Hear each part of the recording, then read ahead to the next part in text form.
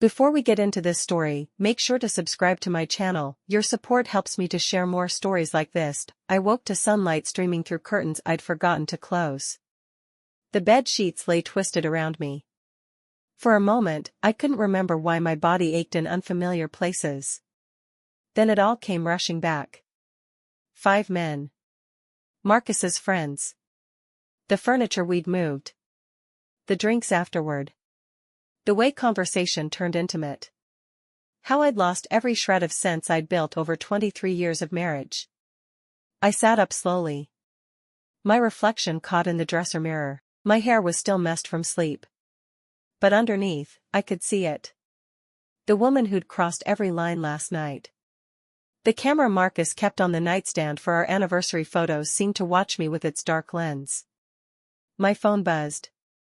A text from Marcus. Landing in Denver. Long day ahead. Love you. I typed back quickly. Love you, too.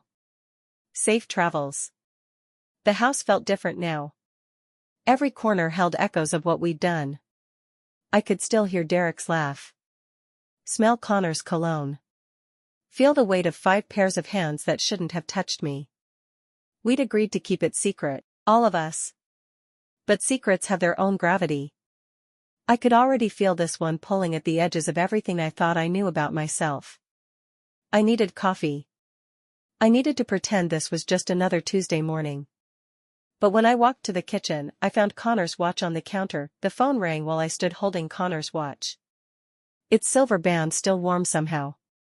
Hello, Olivia. Connor's voice was softer than I remembered from last night. Did I leave something behind? My fingers tightened around the watch. Yes. I can come get it this afternoon. Connor, we agreed to keep it between us. I remember a pause. This doesn't change that. I walked to the window. Looked out at the neighborhood where nothing had changed except me. Mrs. Patterson was watering her roses. The mailman waved from across the street. I'll leave it in the mailbox, I said. Olivia. His voice dropped lower. Are you okay? The question caught me off guard. Was I okay? I'd betrayed my husband with 5 of his closest friends. I felt like I was walking around with a neon sign announcing my shame. I'm fine. You don't sound fine. I pressed my forehead against the cool glass. What do you want me to say, Connor? That I don't regret it? That I'm not terrified Marcus will somehow know the second he looks at me? I want you to know that you're not alone in this. The gentleness in his voice made my chest tighten. This wasn't supposed to happen. The guilt was supposed to be clean. Simple. Not complicated by the fact that part of me, a part one didn't want to acknowledge, had felt more alive last night than I had in years. I have to go, I whispered. The watch can wait, Olivia. But if you need to talk, I hung up before he could finish. The grocery store felt like a foreign country. I wandered the aisles with my cart. Picking up items I didn't need. Trying to remember how to be the woman I was yesterday. Olivia. I turned to find Janet Morrison from book club approaching with her usual bright smile. How are you, honey? Haven't seen you in weeks. Good.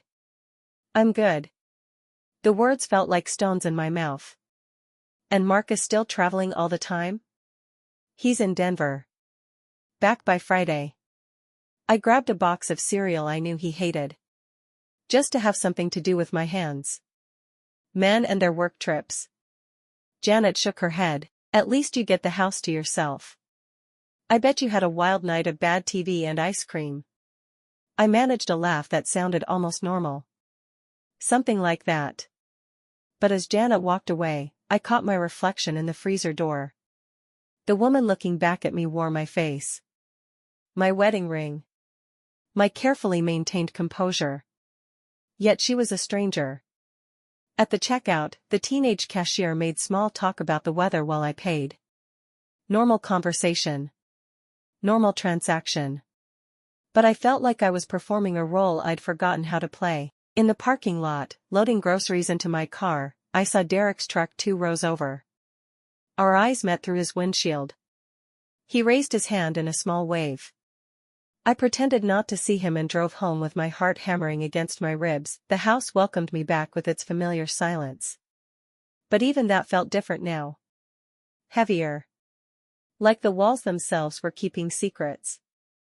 The doorbell rang at 3 o'clock. I'd been sitting in Marcus's chair, holding the remote, but not really watching anything.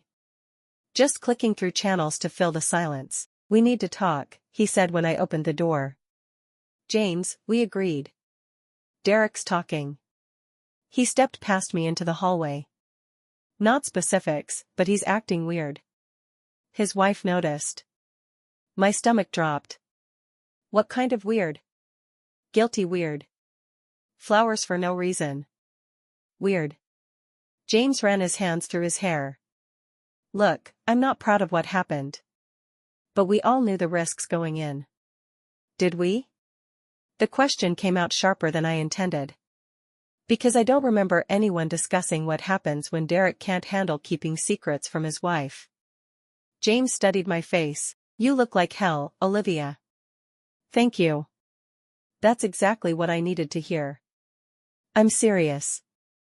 "When's the last time you slept?" I couldn't remember. Every time I closed my eyes, I was back in that bedroom with 5 men who weren't my husband.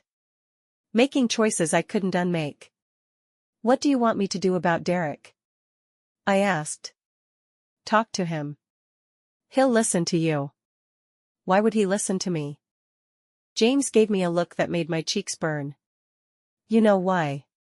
The remote slipped from my fingers, clattering to the floor. We both stared at it. "This was a mistake," I whispered. "Maybe. But it happened. And now we deal with it." He moved closer. I caught that same scent that had been on my sheets this morning. My resolve wavered.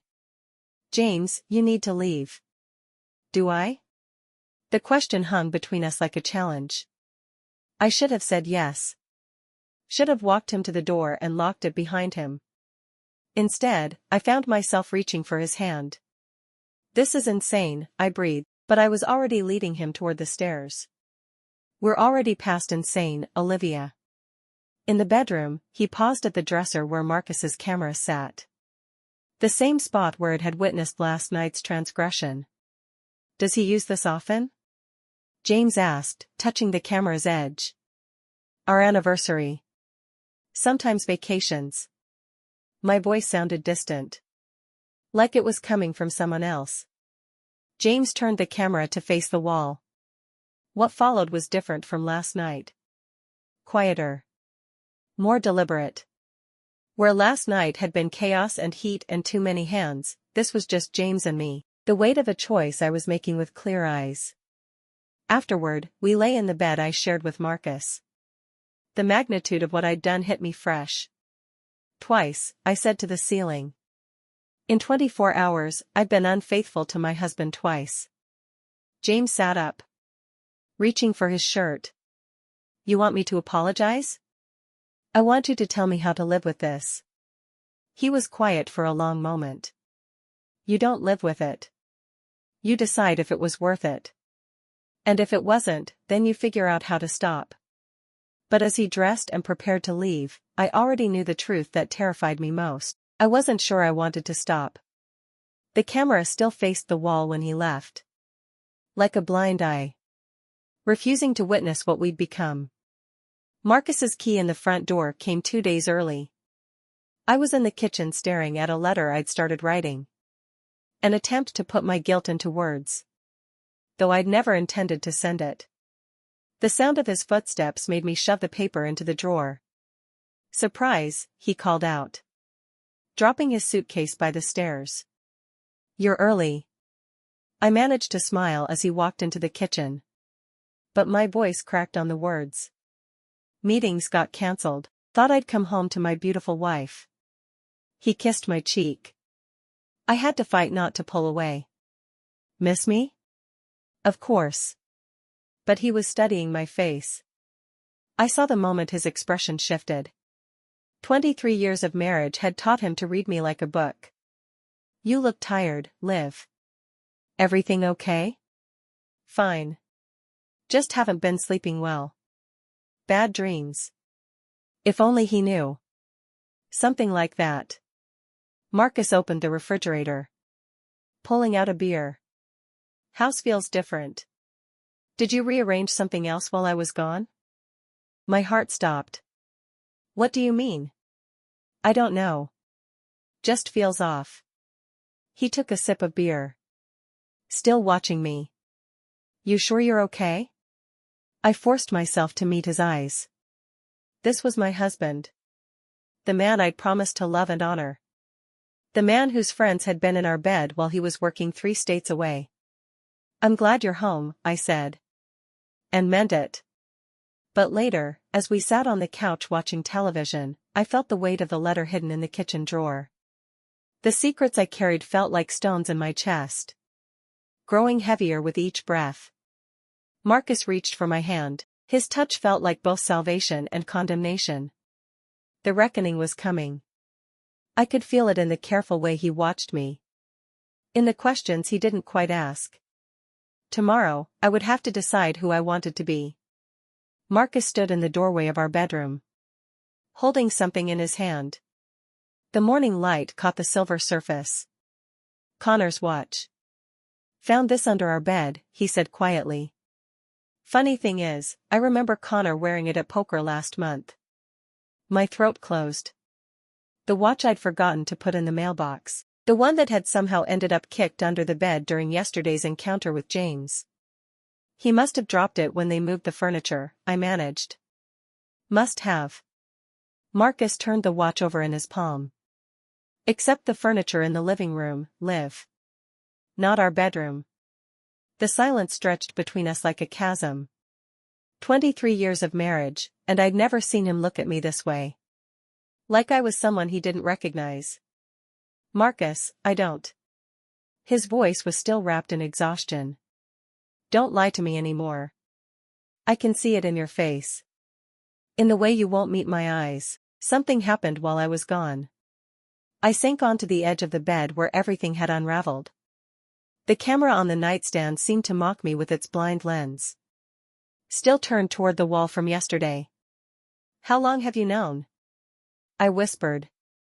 Known what exactly? He set the watch on the dresser with deliberate care. That my wife of 23 years betrayed me with my friends? Or that she's been lying to my face since I walked through that door? The words hit like physical blows. But underneath his anger, I heard something worse. Grief. I suspected the moment I came home, he continued. You looked guilty as sin, and the house felt wrong. But I told myself I was being paranoid. That my beautiful, faithful wife would never. His voice cracked. Marcus, please. How many of them, Olivia? The question hung in the air like smoke. There was no going back from this moment. No pretending or deflecting. The truth was going to destroy us both. All of them, I breathed. Marcus staggered backward as if I'd struck him.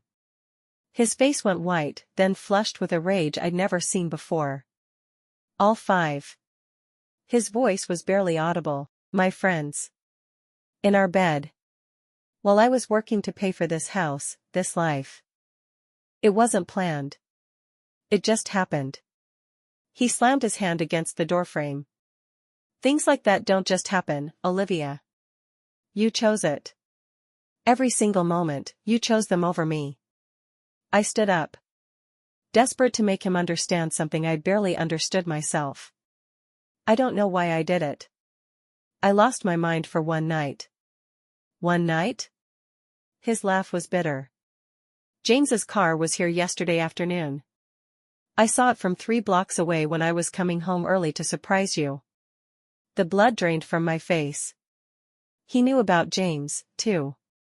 So, tell me, he continued, his voice deadly quiet, how many times did you lose your mind? How many times did you bring my friends into our bedroom while I was gone? I couldn't answer. Couldn't explain that it had felt like falling off a cliff.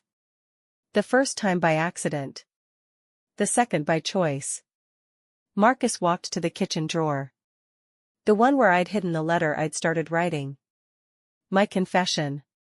The words I'd been too cowardly to speak aloud. Looking for this? He held up the crumpled pages. Dear Marcus, I need to tell you something that will change everything between us.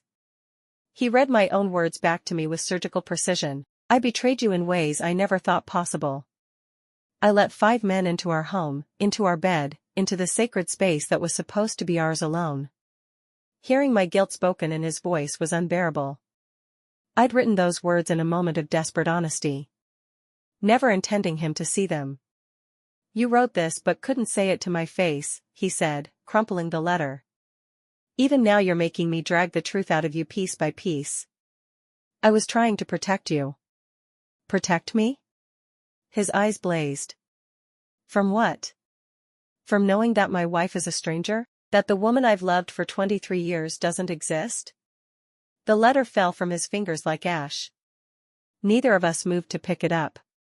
The phone rang, cutting through our devastation like a blade. Marcus answered without looking away from me. Hello. His voice was hoarse. Then Derek, slow down. What are you talking about? I watched Marcus's face change as he listened. Saw the moment Derek's crisis became ours. She knows. Marcus glanced at me. How much does she know? My stomach dropped. Derek's wife had figured it out. No, don't come over here. We're dealing with our own. Marcus stopped listening. What do you mean, everyone? The device slipped from his fingers, clattering onto the counter. Derek's panicked voice continued streaming from the speaker. But Marcus wasn't listening anymore. He was staring at me with something approaching horror. He told his wife everything, Marcus said slowly, to ease his conscience. And she's calling the other wives. The room tilted. Connor was married. So was James. In my selfish focus on my own guilt, I'd forgotten that this secret would destroy more than just my marriage. We? He turned on me with fresh fury. There is no we anymore, Olivia. There's you and the wreckage you've created. And me trying to decide if I want to be buried in it with you. The phone started ringing again. This time the caller ID showed Connor's name. Don't answer it, I said. Why? Because you're not ready to face what you've done. Marcus reached for the phone. Because you want to keep hiding while other marriages burn down around us? He answered before I could stop him. Connor. Yes, I know. Derek's wife called everyone. A pause. No, I don't want to meet up and discuss damage control. I want you and your friends to stay away from my wife and my house. He hung up and unplugged the phone entirely. There, he said. Now we can have this conversation without interruption. But we both knew the silence wouldn't last. The secret was out, spreading through our community like wildfire. And there was no containing it now. Marcus spent the afternoon packing his suitcase. I sat on our bed, watching him fold shirts with mechanical precision, each movement sharp with controlled anger. Where will you go? I asked. Hotel? Maybe Tom's place. He didn't look at me. Somewhere I can think without seeing you in our bed with 5 other men. How long? I don't know. He zipped the suitcase shut. Maybe forever. The finality in his voice made my chest ache. This was really happening. 23 years of marriage ending because I'd lost control for a few hours. Can we try counseling? There are people who specialize in. In what, Olivia? In wives who have orgies with their husbands' friends? His voice was raw. In marriages where trust has been obliterated so completely there's nothing left to rebuild on. I flinched at the word orgy. Even though it was accurate. That's what I'd done. That's what I was. I still love you, I whispered. Marcus paused at the bedroom door. His back to me. Do you? Or do you love the idea of not losing everything you've built here? Because there's a difference. I love you. The man I married. The life we built together. The life we built is gone. He turned around. I saw tears in his eyes for the first time. You killed it. And I can't even grieve properly because part of me keeps wondering if you're sorry you did it or just sorry you got caught. The question hit me like a slap. Because I didn't have an immediate answer. Was I sorry I'd crossed that line? Or sorry it had cost me everything? I'm sorry I hurt you, I said finally. That's not what I asked. He was right. He deserved honesty. Even now. Especially now. I'm sorry it happened, I said carefully. I'm sorry I made that choice. But I can't pretend I don't understand why I did it. Something shifted in his expression. Not anger this time. But something colder. Recognition. Thank you, he said quietly. For finally telling me the truth. He picked up his suitcase and walked toward the door. Marcus, wait. I'll be in touch about next steps. Lawyers. Dividing assets. Whatever comes next. You're talking about divorce. I'm talking about reality, Olivia. This marriage is over. The only question now is how we handle the paperwork. The front door closed behind him with a sound like a coffin lid. 3 days passed in a blur of silence and shame. The phone had rung constantly the first day. Reporters somehow having gotten wind of the scandal. Neighbors wanting details. Friends choosing sides. I'd stopped answering. The grocery store was impossible now. I'd tried once and lasted 5 minutes before Janet Morrison's horrified stare drove me back to my car. The whole town knew. Derek's wife had made sure of that. I was sitting in Marcus's chair. Staring at nothing. When I heard a car in the driveway. Through the window, I saw Connor getting out of his sedan. His face grim. He knocked once before using his spare key. That's trespassing now, I said when he walked into the living room. Probably. He sat across from me. Looking older than I remembered. We need to talk. About what? The lawsuits? The divorce papers? The fact that your wife left you, too? All of it. Connor leaned forward. His elbows on his knees. Derek's having a breakdown. James moved out of state. The whole group is scattered. I picked up the camera from the side table. The one that had witnessed everything. Its weight felt heavier now. Loaded with evidence of who I'd become. Good, I said. Maybe you'll all think twice before destroying someone's marriage again. You think we destroyed your marriage? Connor's voice was quiet. Olivia, you invited us in. You led us upstairs. You made every choice along the way. The camera's lens reflected my face back at me. Distorted and small. I know what I did. Do you? Because you've been acting like a victim ever since Marcus found out. Like something happened to you instead of something you chose to do. His words stung. Because they carried truth. I had been hiding behind shame instead of owning my choices. What do you want me to say, Connor? That I seduced 5 married men and destroyed multiple families? That I'm exactly the person everyone thinks I am now? I want you to stop pretending you didn't know what you were doing. He stood up. Preparing to leave. And I want you to stop pretending you regret it. After he left, I sat alone with the camera in my hands. Finally understanding what it represented. Not evidence of my betrayal. But proof of my transformation. The woman who had invited 5 men into her bed wasn't the victim of a moment's madness. She was who I'd chosen to become. Something shifted in his expression. Not anger this time. But something colder. Recognition. Thank you, he said quietly. For finally telling me the truth. He picked up his suitcase and walked toward the door. Marcus, wait.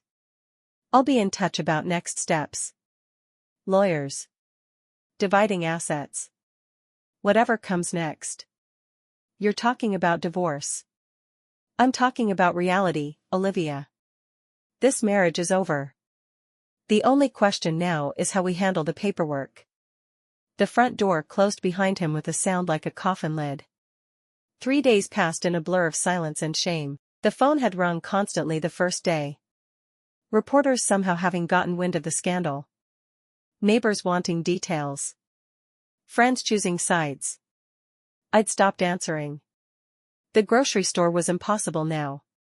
I'd tried once and lasted 5 minutes before Janet Morrison's horrified stare drove me back to my car. The whole town knew. Derek's wife had made sure of that. I was sitting in Marcus's chair, staring at nothing, when I heard a car in the driveway. Through the window, I saw Connor getting out of his sedan. His face grim. He knocked once before using his spare key. "That's trespassing now," I said when he walked into the living room. "Probably." He sat across from me, looking older than I remembered. "We need to talk." "About what?" "The lawsuits? The divorce papers? The fact that your wife left you, too?" "All of it." Connor leaned forward, his elbows on his knees. "Derek's having a breakdown. James moved out of state. The whole group is scattered." I picked up the camera from the side table, the one that had witnessed everything. Its weight felt heavier now, loaded with evidence of who I'd become. "Good," I said. "Maybe you'll all think twice before destroying someone's marriage again." "You think we destroyed your marriage?" Connor's voice was quiet. "Olivia, you invited us in. You led us upstairs. You made every choice along the way." The camera's lens reflected my face back at me, distorted and small. "I know what I did." "Do you?" "Because you've been acting like a victim ever since Marcus found out. Like something happened to you instead of something you chose to do." His words stung, because they carried truth. I had been hiding behind shame instead of owning my choices. "What do you want me to say, Connor? That I seduced 5 married men and destroyed multiple families? That I'm exactly the person everyone thinks I am now? I want you to stop pretending you didn't know what you were doing." He stood up, preparing to leave. "And I want you to stop pretending you regret it." After he left, I sat alone with the camera in my hands, finally understanding what it represented. Not evidence of my betrayal, but proof of my transformation.